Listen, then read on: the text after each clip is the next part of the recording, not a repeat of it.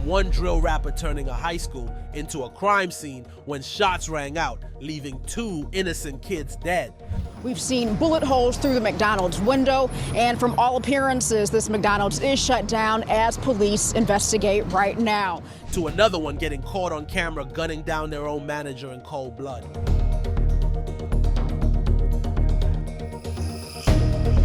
These are the moments when drill rappers became breaking news. First up, we got Lil Jeff and Q50's case, which shook the streets and headlines alike. The story goes that they were allegedly behind a shootout right in front of a McDonald's. Broad daylight, no masks, no hesitation. Yet despite all the talk, no one has been caught. The craziest part? Lil Jeff himself claimed responsibility for the hit, almost as if daring authorities to come get him. The McDonald's shootout wasn't just another headline. It was a scene straight out of the drill world, where beefs don't stay in the studio and lyrics turn into real-life shootouts. It happened in broad daylight, right outside of McDonald's on Chicago's far south side. At 2:47 p.m., bullets tore through the air, hitting 3 people on the sidewalk. There were 3 people walking. 2 people had just purchased some food, and a car pulls up, apparently a white car, and just opened fire. Just an insane amount of shots, said Pastor Donovan Price. A 29-year-old man took multiple shots and didn't make it. His name hasn't even been released yet. A 27-year-old got hit in the back but survived, while a 49-year-old woman, an innocent bystander, caught a bullet in the arm and was rushed to the hospital in serious condition. Chicago Fire tells us there are 3 victims in this shooting. Their ages ranging from 29 to 49 years old. Witnesses say the shots came from a car pulling up to the restaurant, spraying the area before speeding off.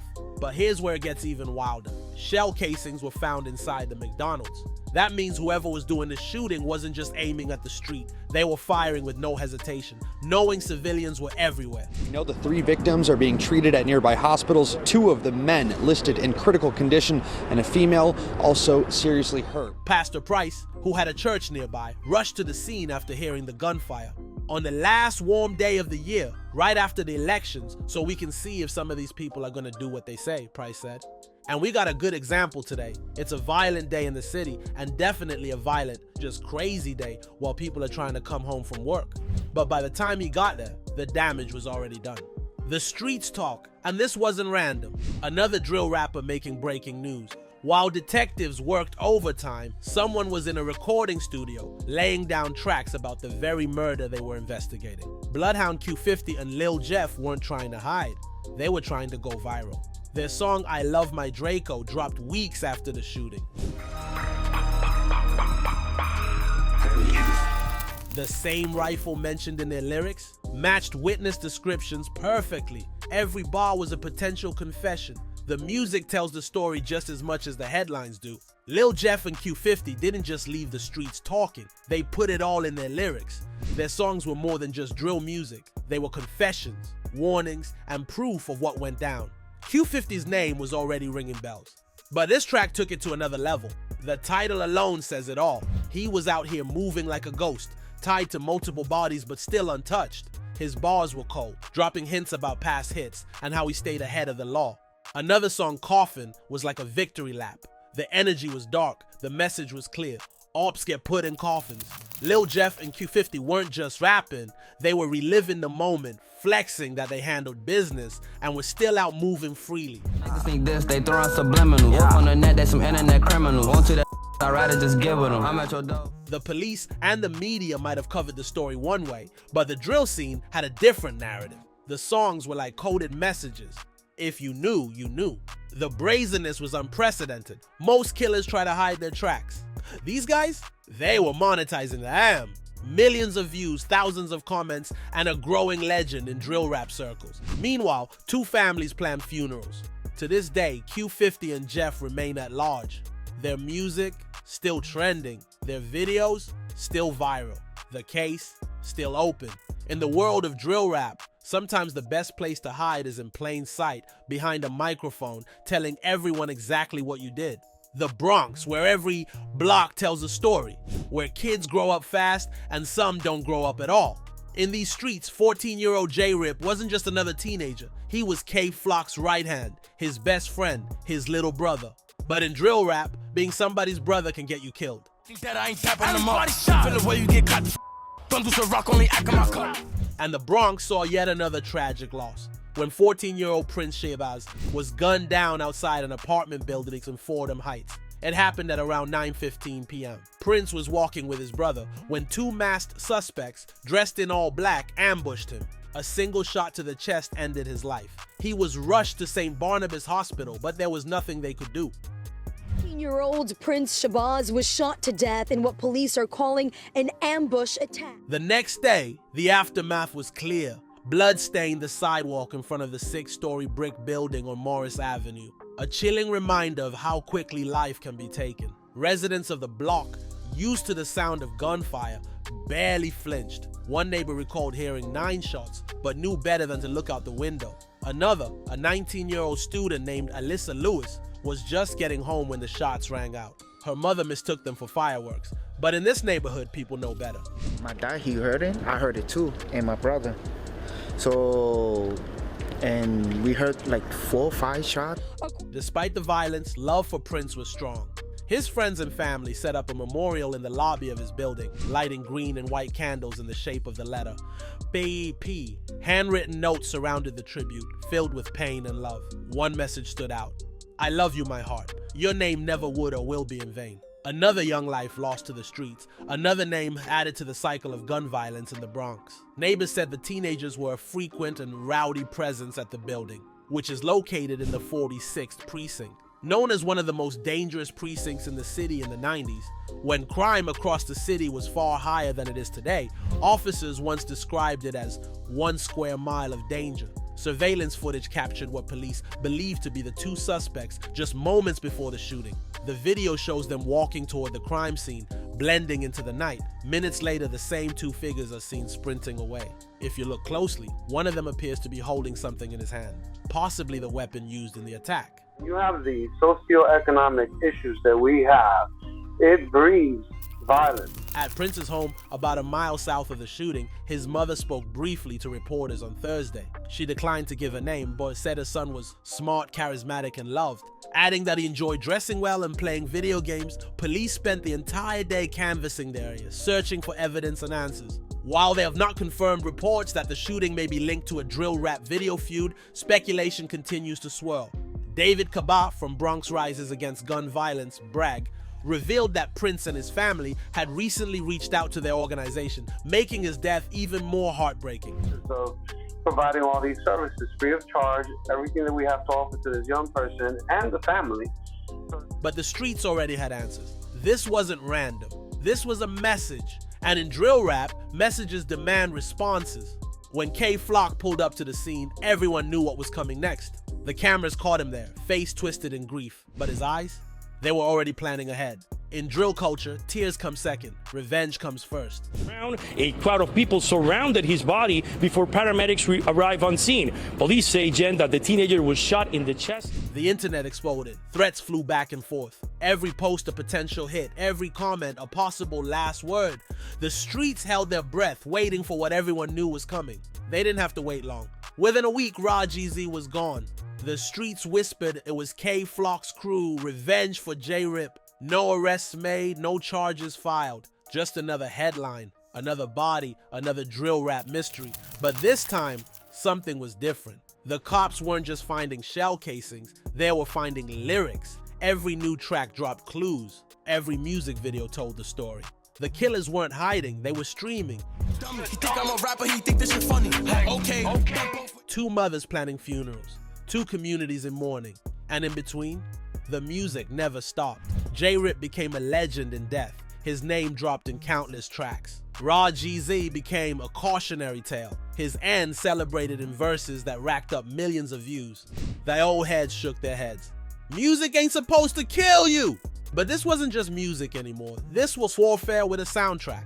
Today, J-Rip's name lives on in lyrics, his face on tribute shirts and memorial walls. His death sparked a chain reaction that's still playing out in the streets and on streaming platforms. Every new drill track that mentions him is another chapter in a story that never seems to end. In the Bronx, they say some beats are made of bullets, some lyrics are written in blood, and some songs, they're really obituaries with a hook.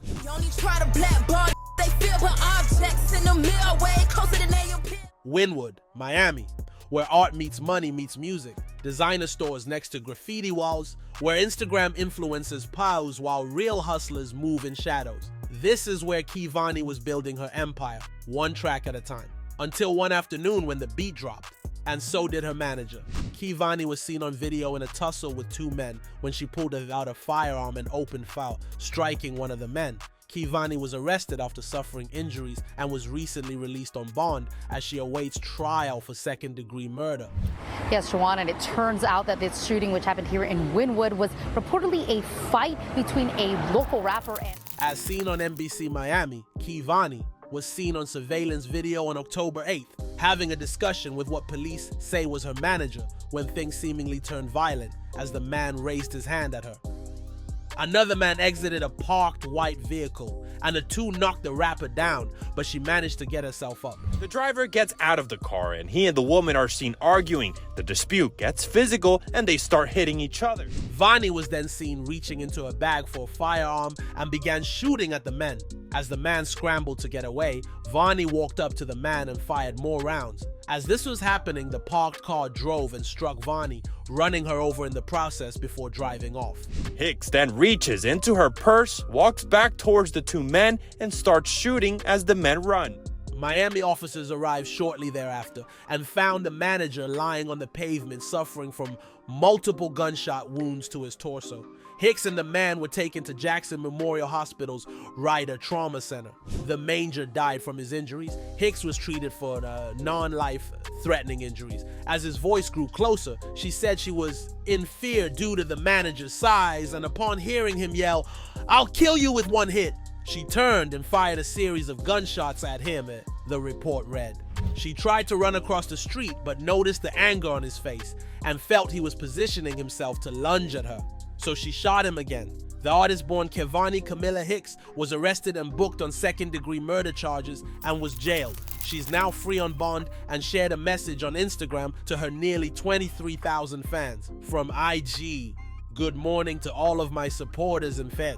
I'm finally home after experiencing something so traumatic and life-changing. I have 3 broken ribs and bruises all over, so I'm currently healing and getting rest, she wrote. I just want to personally thank everyone who supports me and knows that I'm not the horrible person some are claiming that I am. I can't comment on the case at all, but I pray you all continue to stand by me and support me through this tragic time. I love you all to the moon and back.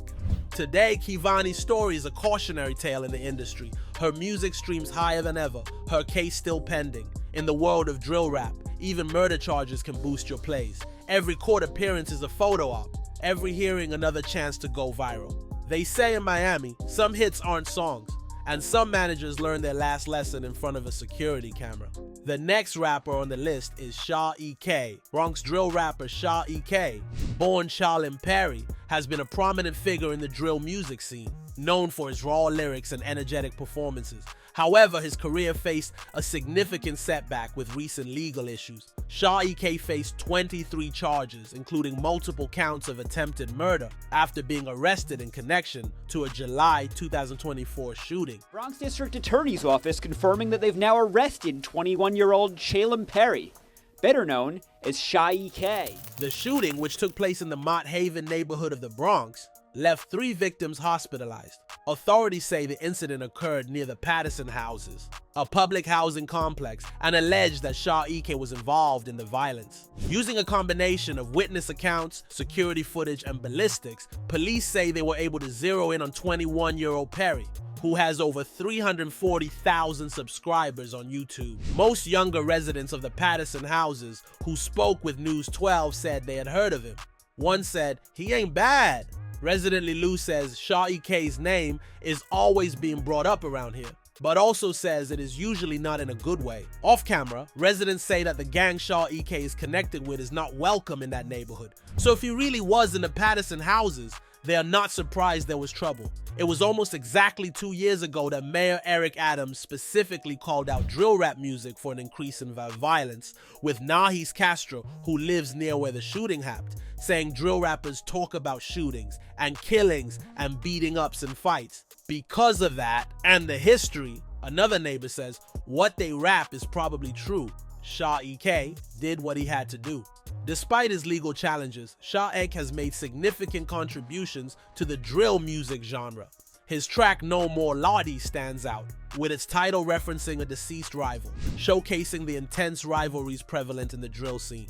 The song's provocative lyrics and themes have sparked discussions about the impact of such content on real-life violence.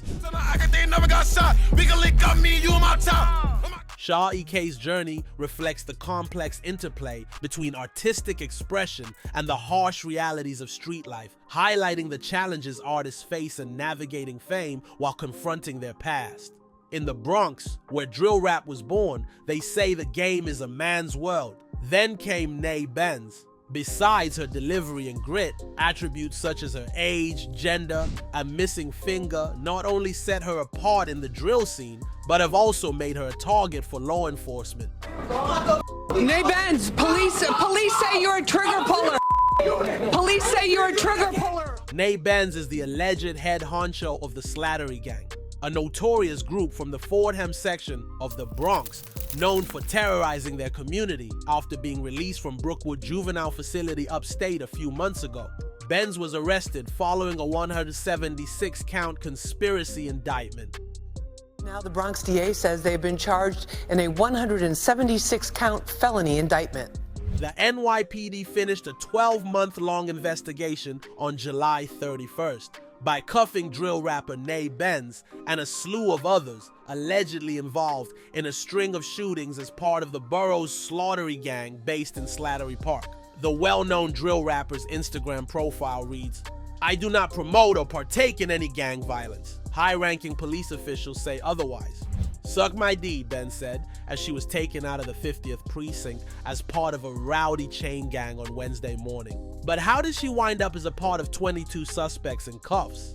It started 24 hours prior when cops began rounding up dozens of individuals they cite as trigger pullers, who have not only put young children in danger from brazen gun violence, but also have even committed murder. According to Assistant Chief Jason Savino, the Slattery Gang has been terrorizing the Bronx for several years, including the killing of 14-year-old. The criminal crew is not only accused of shooting their victims, but they also make music humiliating them after the bloody attacks. When you look at these videos, there's no remorse, there's no regret, and there's really thinking about nobody except benefiting the gang. They are absolutely firing bullets without remorse, regret, and without regard for anybody that's around, Chief Savino said. Ben specifically is accused of using her music to promote violence by recounting alleged crimes. Ben's music has garnered millions of views online, and many critics consider her a frontrunner in the drill rap scene. Jail Freestyle and Don't Run, which she says she wrote and recorded from jail, are among her most popular songs, gaining over 1 million views on YouTube combined. I'm loving the sound. Of his mother around me, trying to put him down. Spot on me, got on me, dead on. In an interview with What NYC Sounds Like, a drill music commentary platform, Benz talked about getting out of jail and what her plans were moving forward. "All I'm around is love and support," she said. When asked what kind of image she was trying to portray, she responded by saying, "I'm just me." When asked about Slattery in the neighborhood where she grew up, she said, "We're the real definition of loyalty over here." Benz didn't address the violence in her neighborhood, but briefly talked about fighting a teenage boy while in jail. Authorities say that they are not out to stop drill rap, which has been blamed for recent violence on the city's streets, but only to stop crime. From street beefs to viral tracks, the line between drill music and real-life violence keeps getting thinner. What starts in the booth often ends in bloodshed, with rappers turning into headlines and diss tracks turning into evidence. Lil Jeff and Q50, J-Rip, Raw GZ, and now Sha EK. Each case is another reminder that, in the drill scene, fame and danger go hand in hand. As long as the streets keep talking, the cycle won't stop.